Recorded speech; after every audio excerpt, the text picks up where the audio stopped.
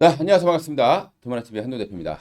자, 오늘은요, 주말에 나왔던 뉴스 중에서, 어찌 보면, 좋아 보일 수 있는 뉴스입니다만은, 좋지 않은 그런 불편한 진실, 예, 골드만삭스의 한국 증시 투자 의견 비중 확대를 높였다는 부분들, 이게 굉장히 찝찝한 그런 모습들을 보여주겠습니다. 그동안에 이 외국계 증권사의 리포트 발표 이후에 그 가격들이 어떻게 움직였는지 한번 과거치 데이터를 제가 찾아서 한번 여러분들께 보여드리도록 하겠습니다. 투자의 참고로 활용해 주시면 좋을 것 같고요.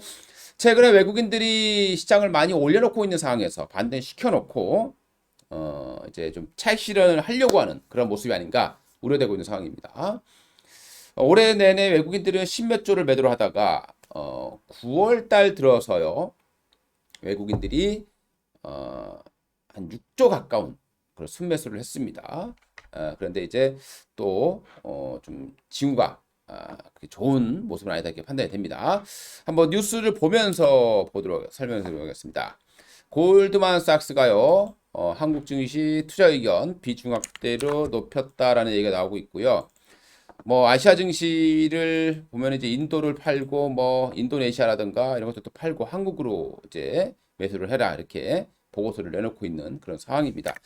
자, 그런데 말이죠. 과거에 한번 제가 이 골드만삭스뿐만 아니라 이제 크게 이제 우리가 이제 모건 스탠리, 뭐 골드만삭스 이 두 개가 좀 영향력을 많이 미치고 있는 모습인데요. 그 모습들 한번 보도록 하겠습니다. 과거에 이제 보시게 되면은 이게 2008년도에요. 2008년도에 3월 달입니다. 이 당시 유가가 140달러 근처까지 갔을 때예요. 이때 골드만삭스가 유가가 200달러 갈 수도 있다. 유가가 200달러 갈 수도 있다라고 얘기를 했습니다. 그 리포트를 내놓고요. 그때가 언제냐? 바로 딱 요 자리입니다. 140불 근처 했을 때예요. 거의 뭐 최고점에서 리포트가 나왔다라는 거죠. 자, 그리고 여기서 자료를 제가 찾지 못했지만 저는 분명히 기억하고 있습니다. 금융위기가 터지고 나서 유가가 30달러까지 떨어졌을 때요. 바로 이 또 골드만삭스였어요. 그때 30불일 때 20불인가 15달러까지 간다라는 리포트가 나온 시점이 바로 최저점이었다라는 겁니다. 그러니까 결국에는 이게 못 맞춘 거냐 아니면 악용하는 거냐 요거는 이제 뭐 증거 자료는 없다고 봐야 될 것 같습니다. 자, 또 하나 볼게요. 올해예요. 올해 6월 8일입니다. 2022년 6월 8일 골드만삭스가요. 국제 유가가 3분기에 140달러까지 한다고 했습니다. 그 당시에 유가가 여기에요. 120달러 정도 수준에 있을 텐데 그 리포트 나오고 바로 유가가 폭락하는 사태가 났습니다. 그러니까 이게 과연 이 골드만삭스라는 회사가 분석을 못해서 할 거냐? 저는 그렇지 않다고 생각을 합니다. 자, 그리고 메모 이때도 있어요. 2021년도입니다. 외국계 증권사 리포트입니다. 삼성전자 사건이 있었죠. 모건 스탠리가 이 당시에 메모리 반도체 혁혁한 겨울이 왔다. 그래서 삼성전자를 매도해라라는 그런 리포트를 낸 적이 있어요. 그 날짜를 한번 잘 보시라는 겁니다. 10월 19일입니다. 언제요? 2021년이에요. 자, 그 날짜가 바로 여기였습니다. 주가 폭락 다 시켜놓고요. 저평가율이 커진 상태에서 매도하라는 소리가 되겠죠. 왜? 누군가가 사기 위해서. 그리고 그 리포트 이후에 주가가 한 20% 이상 급등했습니다. 그리고 8만 원이었어요. 그리고 8만 원 왔을 때 8만 원 왔을 때 어떤 뉴스가 뜨냐. 이번 또 골드만삭스입니다. 이때가 이제 삼성전자는 8만 원이었고요. 하이닉스 주가가 이때 당시 13만 원 갔을 때입니다. 날짜를 잘 보세요. 2022년 1월 11일입니다. 그러니까 딱 요 자리였다라는 거예요. 그때 뭐를 냈어요? 매수 리포트를 냅니다. 최고점이죠. 그리고 이 모건 스탠리가 매도해라. 예, 리포트를 낸 게 최저점이었습니다. 자, 그리고 골드만삭스가요. 골드만삭스가 또 한번 한국 주식 비중 확대해라. 올해 코스피 3,704년 조정한다. 언젠가요? 날짜가? 이때 날짜가 2021년 2월 달이었어요.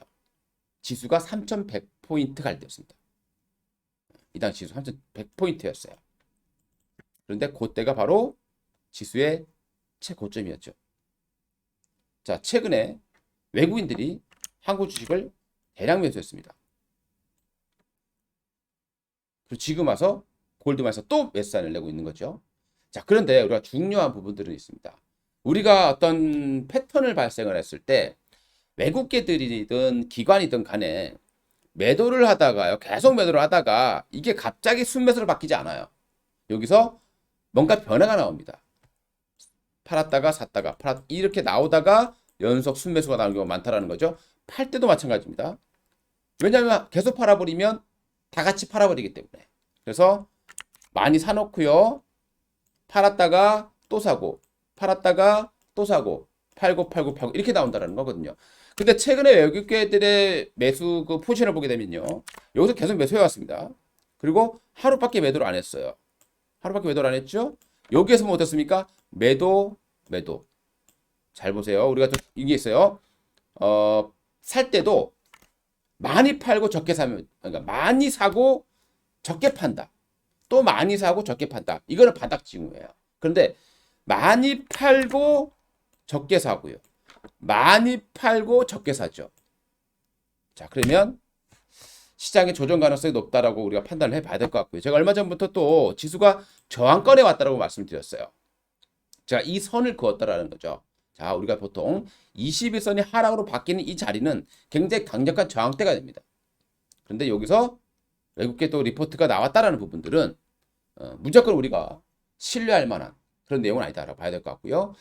그동안에 이제 과거 데이터를 보게 되면 물론 맞춘 것도 있겠지만 이상하게도 최저점의 매도 사인, 최고점의 매수 사인이 많이 나왔다는 거 여러분들 꼭 참고하셨으면 좋을 것 같고요. 이런 리포트에 너무 의존하지 않는 그리고 여러분들이 스스로 판단할 수 있는 그런 투자가가 되시길 바라겠습니다. 투자 자료의 참고로만 활용해 주셨으면 좋겠습니다. 이상 한동훈 대표였고요. 좋아요, 구독 부탁드립니다. 감사합니다.